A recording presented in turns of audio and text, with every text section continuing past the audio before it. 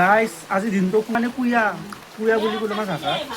মানে গাইজ ক'বা গ'লে আজি একদম ৰাতি প্ৰায় 12টা মানৰ পৰা এনেকে মাছ কি হাতীমুটা বৰষুণ বুলি ক'ম না কি বুলি ক'ম হাতীমুটা বৰষুণ মানে আমি আছোঁ বৰ্তমান আইতাহঁতৰ ঘৰত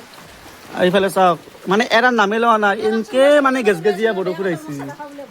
মণিবই চাদা খাব গাইজ এইফালে চাদা খাই আছে এইফালে তো মাই আছে আৰু ইফালে আইতা ক'ৰবাত যাবা উচি হাই না তাই কিয়া এনেকে দি এই খাই দিছি এইফালে আমাৰ সৰু আপি আছে আৰু এইফালে ই আছে ৰাজু আপা আৰু গাইজ আমি এনেকৈ বহি আছোঁ ইয়াতে বাৰান্দাতে মানে জাগা চাবা নৰি কুয়া উঠছি গাইজ সেইফালেতো প্ৰায় কৃত্ৰিম বানপানীয়ে হৈছে ক'বা গেলি মই আপোনালোকক দেখাম বাৰু ৰাস্তাটো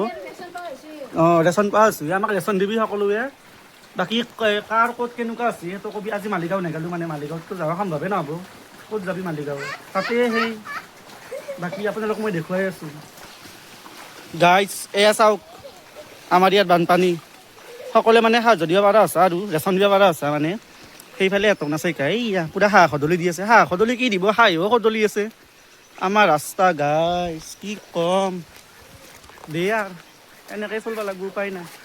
এই কি বৰষুণ দি দেখছা না মই চাটা লোৱা নাই ঐ কি কৰছা তাতে হা কি কৰছা